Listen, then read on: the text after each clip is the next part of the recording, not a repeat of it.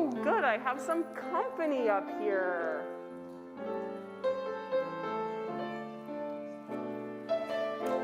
So this morning we're talking about service. What we do to help one another.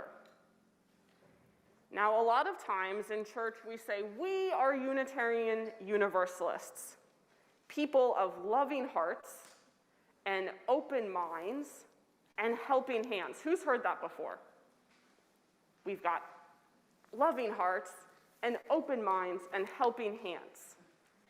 Now, even before there were Unitarian Universalists, they were two things. There were Unitarians and there were Universalists. Now, Clara Barton, which one do you think she might have been?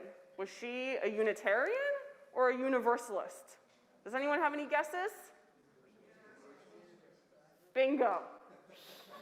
It's got to be one of the two. You can't go wrong. 50-50.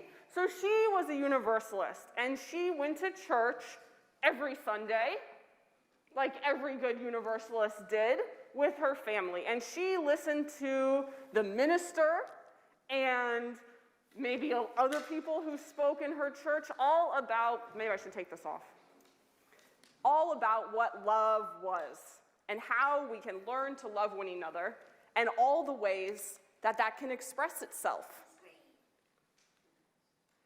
And in universalism, right, that's the idea of the inherent worth and dignity of every person, right? Not just some of us are special. It's not just Eric that's special, no matter how much I love him, but Orson gets to be special too, and so does Sula and Isaac, right? And we all get to be special, right? That's the idea of universalism, okay?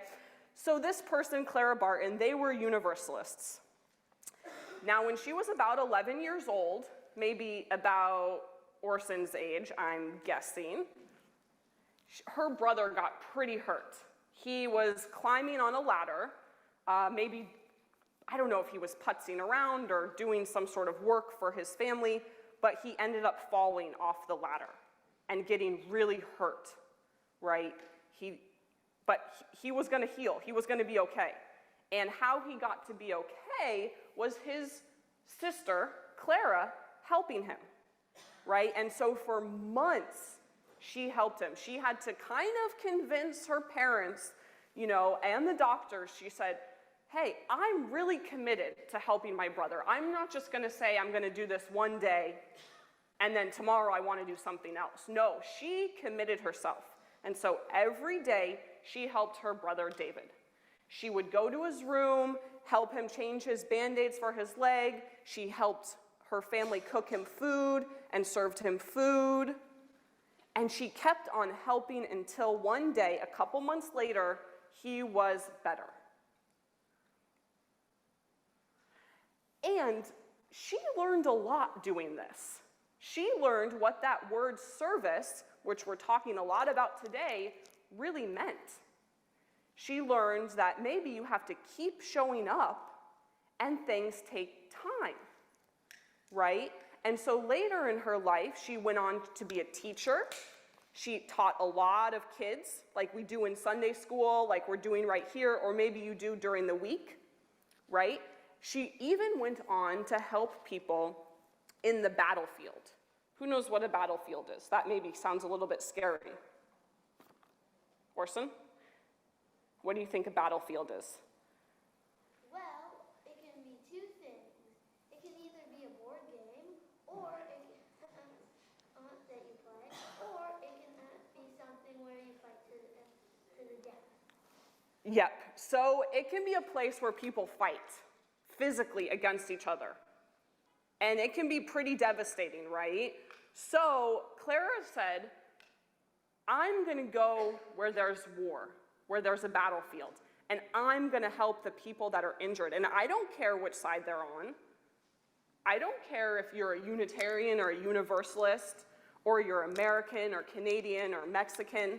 I'm going to help everybody, right? And so she did that for several years during the American Civil War, and she helped heal people in the battlefield. Then she got a little bit sick herself. She actually lost her voice a couple of times, working so hard to care and serve other people. And so she went to Switzerland and rested and got fresh air and sun and just restored herself after so many years of hard work for others. And while she was in Switzerland, she saw the International Red Cross. Now, can you picture that symbol? Actually, I think it might be on your order of service. That symbol of the Red Cross. We kind of know what that means. When we see a Red Cross, what do we think of? Medical stuff. Exactly. So when she was in Switzerland, she met several of the leaders of the International Red Cross, and again she was inspired. She said, hey, I want to bring this back home and keep doing this good work in my home country.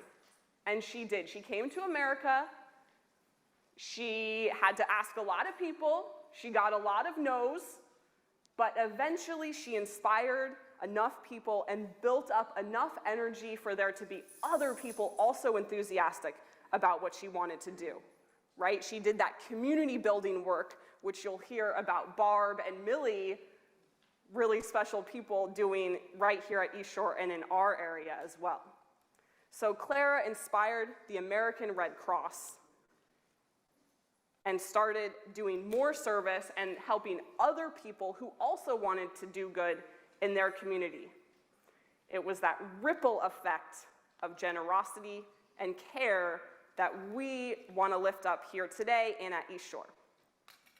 So we're going to keep talking about these fun things in our RE classes today, and that message of hope and service is embodied in our children's recessional with that phrase, "This little light of mine, I'm gonna let it shine."